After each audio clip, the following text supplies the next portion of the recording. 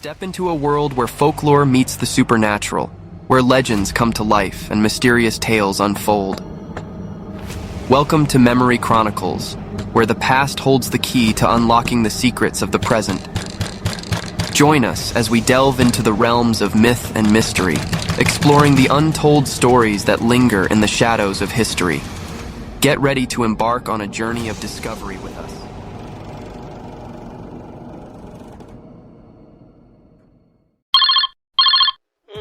Hello, this is Memory.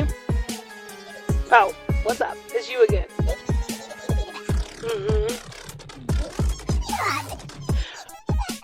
Okay. I've heard a little bit about it. I could do my research and let the people know. I got it. Okay. I'm listening. Oh, okay. Oh, okay. Oh, okay. This was your favorite legend. Oh, okay. Like every other legend. I'm sorry. Okay. I'm quiet. Okay, well, let me get on with the show. All right, thank you for calling in. Ghostly from the friendly past. I'll let the people know about this next folklore. Thank you. All right, bye. Welcome back, my friendlings, to the Memory Chronicles podcast. I am your host, author, and sister friend, Memory. I'm so excited for today's episode, as you all heard from my producer and co-host, the ghost from the friendly past. It is going to be a good one. Let's gather around the fire and let's get into this. All right, welcome back. Welcome back to part 2. We are talking about part 2. Thank you all so much. And this is part 2, continuing on the story of the legend of the CIA's psychic spies. Part 2 on the legend of the CIA's psychic spies. So if y'all remember, in part 1 we covered what we could even consider maybe the cons allegedly per CIA. So now in part 2 we're going to unpack the alleged legend and successes of remote viewing. And for those of you that are new to the podcast, welcome. For those of you that have been downloading, subscribing, and following and participating with the podcast information, thank you so much. I really appreciate it. Global audiences, shout out to you. And while we're saying global audiences, shout out to you, it just reminds me, I like to explain as much as I can as well, and if I forget sometimes, please forgive me. So because it's a learning experience to understand that podcasts do reach global audiences, right? So the CIA is a government branch, a government agency within the United States of America. It is the Central Intelligence Agency. Now what Google says may be different from what some people think they do, but we digress, because then they are the ones that coined the term conspiracy in 1945. So we won't delve into that, and I will hold my personal opinion. But as I go on with the podcast, I'm your host, Memory, and today we're taking a walk down memory lane. We're talking 1970s, 80s, and allegedly 90s, and did it ever go away? Only time will tell. So let's get into it. We're going to pull 2 psychics within that time period that we know on record that worked on this project. And the project is gone through so many different name changes. And we are calling it Project Stargate. It's now dubbed Project Stargate, which is about remote viewing. So if you have not tuned into part 1, I highly recommend you check out part 1. But if you're picking up this podcast from this chapter, part 2, remote viewing via Project Stargate. Remote viewing is been known as the ability for one to project their consciousness either to the past, present, and or future. The mechanism or the fascination of remote viewing, rather, I should say, is the simple fact that it's been believed that anyone can remote view.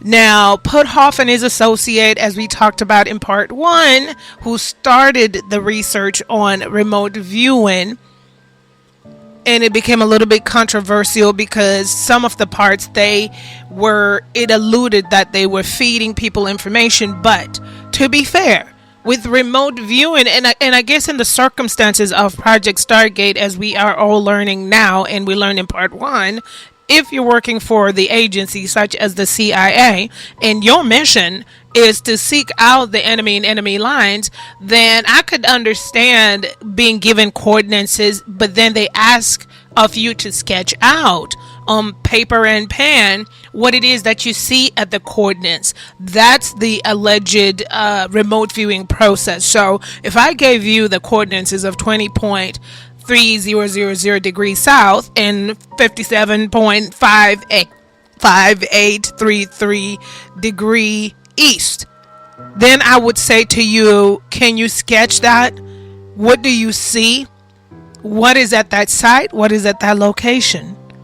Try your ESP and look up those coordinates and let me know what you're seeing. Let's do that as a funzie.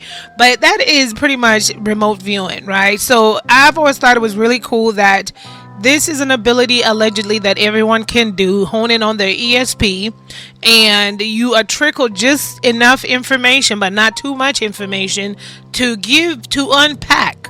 So if I say to you, I give you coordinates for Southern California, specifically the town of Redlands, and I give you a park there, and I ask you, what do you see? You're still, I feel, giving me valid data if you say that you see a red box that's circular, you give the measurements that looks hollow on the inside. That, I think, that's tangible data. That's some data, right? So this is going to be an exciting moment. Now, we talked about this in part 1. We talked about what we could consider the cons, and now we're going to talk about the pros as it pertains to remote viewing.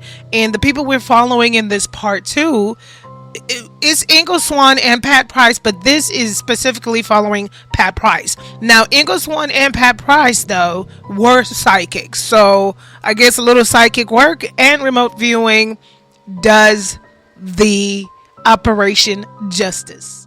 Okay, so the legend of the CIA psychic spies, we have Ingo Swann and we have Pat Price, but we're going to dive into Pat Price, and I'm excited about this one because we're going to take it all the way back to Zimbabwe. And guess who's from Zimbabwe? Guess who grew up hearing this legend, this folklore? Not about Pat Price, but for me it's like, wow, I'm having a revelation moment. I'm having an aha moment. So let's get into it. So Pat Price was one of the most notable and influential figures in the realm of remote viewing, particularly during his involvement with the Stargate Project. And those that are new, Stargate Project, allegedly air quotes, researchable, was a project funded by America's CIA. So a former California police officer, Price became involved with remote viewing experiments conducted by SRI International, a research institute that worked with the U.S. government in various parapsychological projects. Pause. What's so interesting about this, reading the CIA declassified documents, I mean, baby, they had the Navy, the Army, the branches, roots in the articles. Like, people were out here really trying to figure out about this mind war, is also what it's dubbed. So it was a really laborious but interesting dive. Look, when I was going through those documents, I felt like I was doing something wrong. I was like, nobody better knock on my door and be like, man, what's going on? I'm just saying, they declassified them. Okay, so these documents are found on CIA.gov. So we're getting to know, we talked about part 1, we're getting into part 2. So let's talk a little bit about Pat Price and the successes of remote viewing, right? So Pat Price was known for his remarkable accuracy in remote viewing sessions. His detailed and precise descriptions of distant locations and objects gained considerable attention and respect among researchers and intelligence officials involved in Project Stargate. Notable sessions. One famous task involved Price being asked to remotely view a Soviet military facility. He provided incredibly detailed sketches and descriptions of the site, many of which later corroborated by satellite imagery and other intelligence sources, enhancing the credibility of remote viewing in the eyes of the project's sponsors. Another instance was his accurate description of the NSA facility in West Virginia, which he had never visited. His information accurately described the layout, specific details of the site. Due to his perceived successes, Price's work significantly impacted the U.S. government's interest in and funding for remote viewing research. His contributions were instrumental in securing continued support for Project Stargate. So I'm going to also continue to play some more of his successes, and then we're going to come back and unpack the ones that really most of these were very intriguing, but we're going to come back and talk about the two big kahunas. So for now, you realize that Pat Price is an important, to me, government asset. Bro, what's going on enemy territory? Take a glimpse. Let us know. So we're going to continue to talk about it. And that's why when we did part one, I was really also taken aback with all that information on how the discrediting and the wishy-washy. But remember, that was the science community versus CIA project, So let's get into it. Let's come back. Let's listen to some more of the information here as it's based with Pat Price's correct assessment during remote viewing. Correctly located the code rooms in both cases. In this case, Price was asked to visit 2 foreign embassies using his remote viewing capability, locate the code rooms, and provide information that could help determine if he would be of operational use in subsequent operations. He was given operationally acceptable data, such as exterior photographs and geographical coordinates of the embassies, produced accurate and specific data, such as the location of interior doors and colors of marble stairs and fireplaces. In this case, they asked Price to visit 2 foreign embassies using his remote viewing capability, locate the code rooms, and provide information that could help determine if he would be of operational use in subsequent operations. Described a related underwater sabotage training facility site several hundred kilometers away on the seacoast.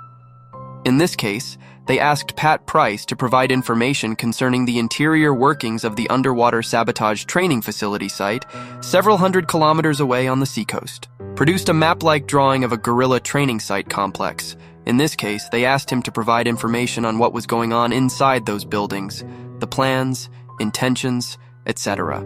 The excerpts from today's show have been taken from the CIA declassified documents titled Studies in Intelligence of Parapsychology in Intelligence from CIA.org, and these questions were asked by the sponsor, Ken Kress, who worked for the CIA.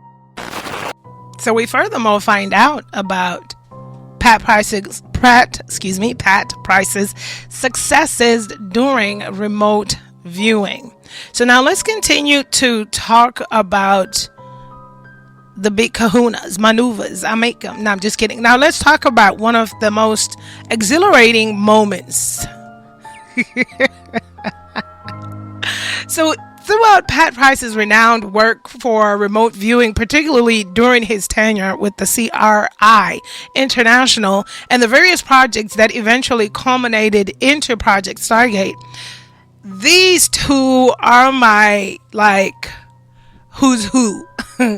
So notable in history, allegedly, according to legend, Pat was chilling. He was in his remote view vibes, and all of a sudden he's sketching out stuff, boom boom boom, on his sketch pad. And the first sketching is in Mount Hayes in Alaska, and then the next one is in where? in Mount Inyangani in Zimbabwe. So as Pat sketched away, as he projected his consciousness, remote viewing, his first sketches of Mount Hayes, Alaska, talked about what he saw as he sketched underneath this mountain. This is back in the day with no internet, television, or influences to where he could say, oh, I saw an alien with big beanie eyes and, a weird shaped head. So he's sketching all of this stuff on his sketch pad, and it's also not making sense to him, but he has projected his consciousness, and it has taken him to this Mount Hayes in Alaska, this mountain. So there it is. In today's time, we now perceive it as him looking into this mountain and noticing an underground alien base.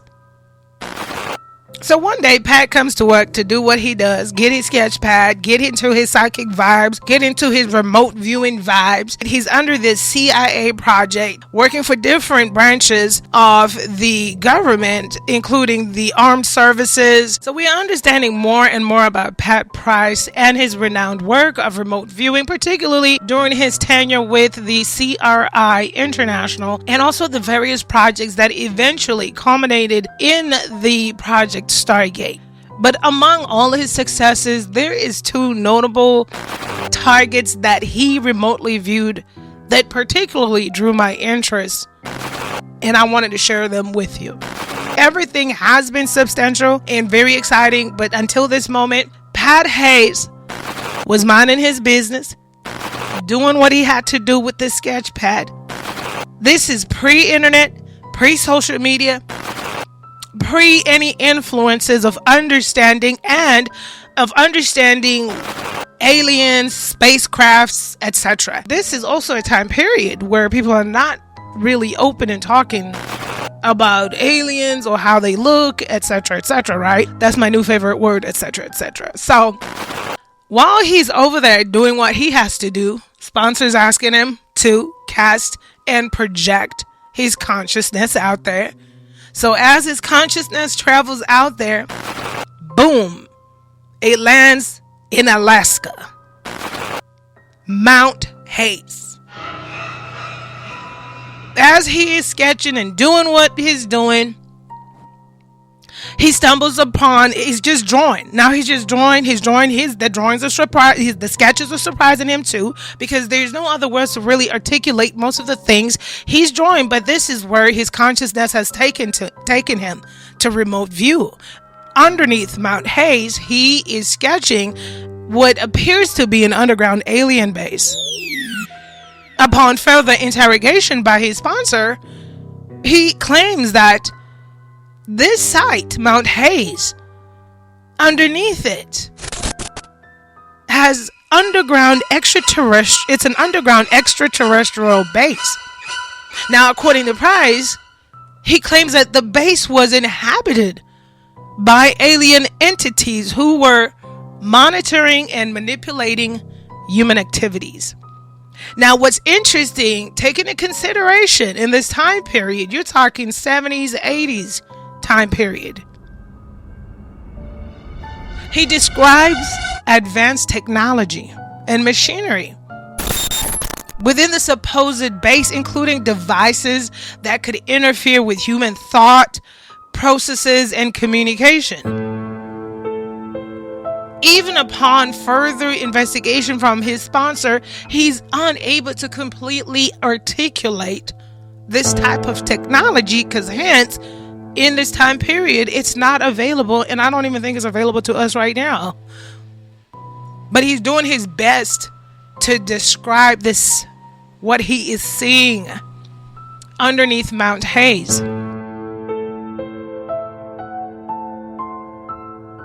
Now, furthermore, upon the interrogation via his sponsor, Price's reports suggested that these alien entities had the capability to defend their base and were very secretive, using sophisticated methods to cloak their activities and presence from humans. another fascinating find, just after Mount Hayes, he's sketching off again, minding his remote viewing psychic business. His consciousness is cast, projected to Mount Inyangani in Zimbabwe. Now, I'm going to tell you a little bit something about Inyanga. We call it Inyanga. I was born and raised in Zimbabwe. Inyanga, where this mountain is. And I will tell you from our folklore. Then we'll go on to talk about Pat Price's discovery. So growing up in Zimbabwe, Inyangani, Mount Inyanga, whatever way you want to say it, but I knew it as Inyanga. I grew up knowing and understanding in our culture what we called it a sacred place. We called it the mountain where people disappeared. That was word on the curb, the street, the village, the whatever. So it wasn't a place that I know within our family structure was one where we would run to go vacation. Now, mind you, it's not in the city center. It's not in a big bustling town area. It's isolated out there in the middle of nowhere. But there are resorts around Mount Inyangani or Inyanga. Now, I tell you one thing. In grade 7, in primary school, we had to go off to camp. This was known as Camp Jeff Cox. I guess this is the man that owned the camping grounds. Don't ask me. I don't know. I was like freaking 12 or something like that. But anyway, so we sent off into this bus, and it's a field trip. But we're about to be there. It's a field trip, but we were. I cannot. It was a long time. I cannot remember how long. If it was 1 week, 2 weeks, but we packed the bags and went. But here's the kicker. We were in Inyanga, yo. We were by Mount Inyangani, and I know my fear and panic was set. We were all just like freaking talking about it. But the whole plan was like, we're going to stay on base. We're going to stay in the camp. We're not going to go on, into the mountain, because we had heard ever since growing up that people disappeared, like the mountain swallowed people. So here it is. So we out here at Camp Jeff Cox doing the Camp Jeff Cox activities. It was interesting. It was fun. Now that I think about it. But thankfully, it was a sign-up sheet for people that wanted to go on the trail. Now, mind you, they were not going to go within the entire, like, climb the mountain, but around it. I was like, nah, I'm good. No thanks. Because this mountain, not only did we grow up hearing that it was sacred and that it swallows people and that people disappear, we grew up hearing that if you're walking within this mountain itself, if you look at something and point at it and talk about it, you would disappear. So the consensus was that if you were to ever find yourself in Inyanga on the mountain, you would not say anything.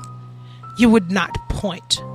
You would not talk about whatever it is you're seeing. And what people had said was that even if you see mystical creatures, which was something people said, because they say that they dwelled among that mountain.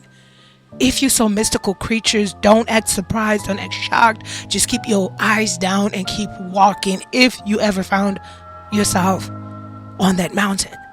So it was so much like mystery, folklore, etc. that happened. And then one of the things with a lot of places growing up, I always grew up hearing about how sacred places were.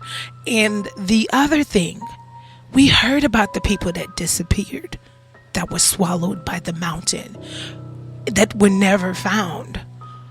And so what local people would say and local legend would say is that these people didn't pay homage to the people that own and run the grounds, because rightfully so, in most of the isolated areas, they are village chiefs, and according to lore, you can't just go exploring.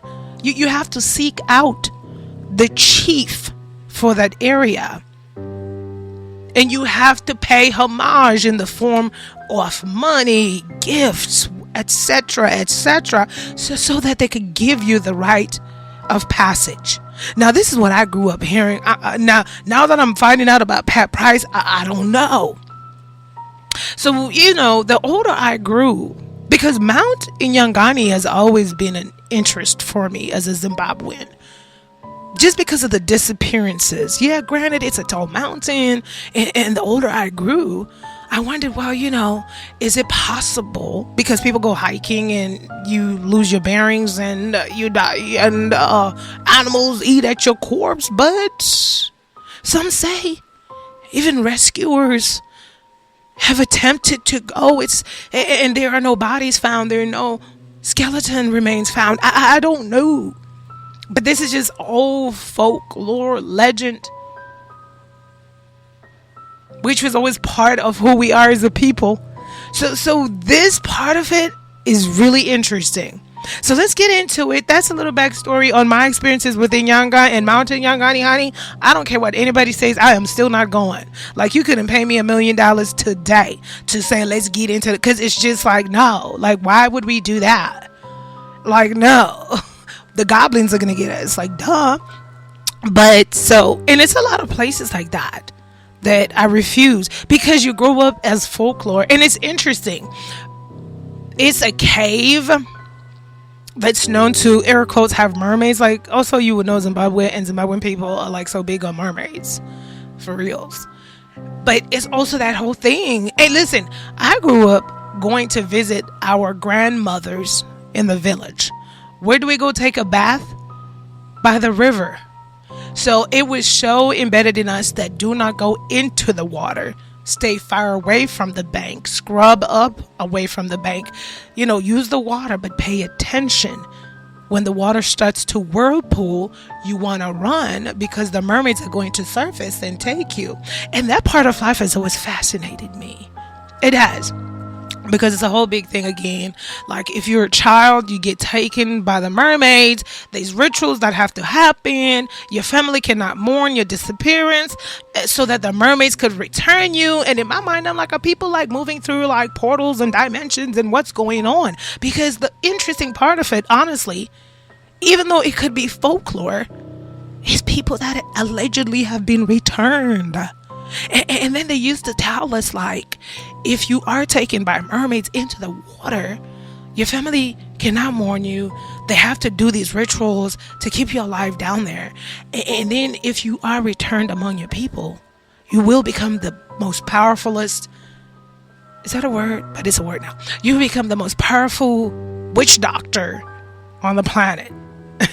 I don't know, because I made sure I didn't go. Well, you know what I mean? I like, look, now you wonder why I only swim in clear water in the swimming pool. No thank you to the rivers and the dirty waters. No, ma'am. Let's get into Pat Price. So we found out that while Pat Price was remote viewing, projecting his consciousness, not only was he doing sketches based on Mount Hayes, and you're taking into consideration the time the time frame. It's not 2024. This is the 70s, the 80s. Like, what are you talking about, bro? Like, aliens, for real? Be for real.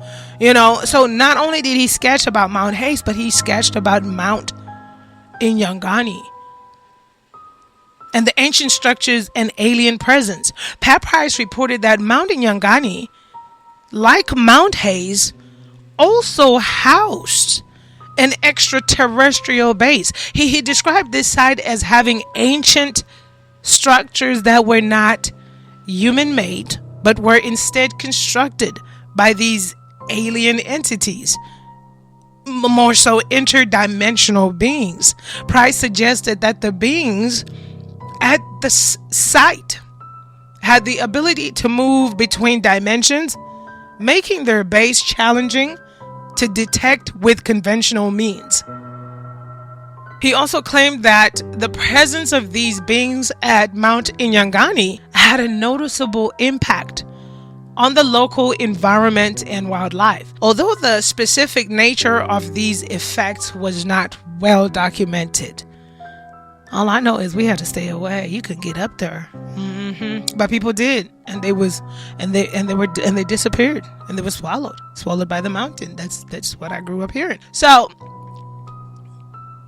despite the intriguing nature of Pat Price's discoveries, Pat Price reportedly used a combination of psychic techniques and a keen intuitive sense to draw and describe his targets. His approach and documented results were instrumental in developing protocols for remote viewing that were adopted and refined by subsequent practitioners. Despite the eventual termination of Project Stargate in 1995, Pat Price's work remains a significant part of the remote viewing narrative. He is often referenced in discussions about the potential and limitations of psychic phenomena in intelligence operations. While remote viewing remains a controversial and largely debunked field within the scientific community, figures like Pat Price played crucial roles in its development and in the intrigue it generated within both public and governmental circles. Thanks for tuning in to this episode of the Memory Chronicles podcast. Spread the word by sharing your favorite 30 to 60 second clips on your social media. It helps us connect with like-minded listeners like you. We're dropping new episodes every Monday at 6 a.m. Central Time, so set your alarms. Want to support the show? Hit our Linktree in the description and buy us a coffee. Every bit helps. Interested in being a guest or curious about Memory's latest book projects? The Linktree has all the info you need. Catch us on YouTube, TikTok, and Instagram, our Memory Chronicles. Join our growing community by following, subscribing, liking, and sharing our content. From all of us here, and from Memory, thank you for your time and support. Stay safe, and see you next time.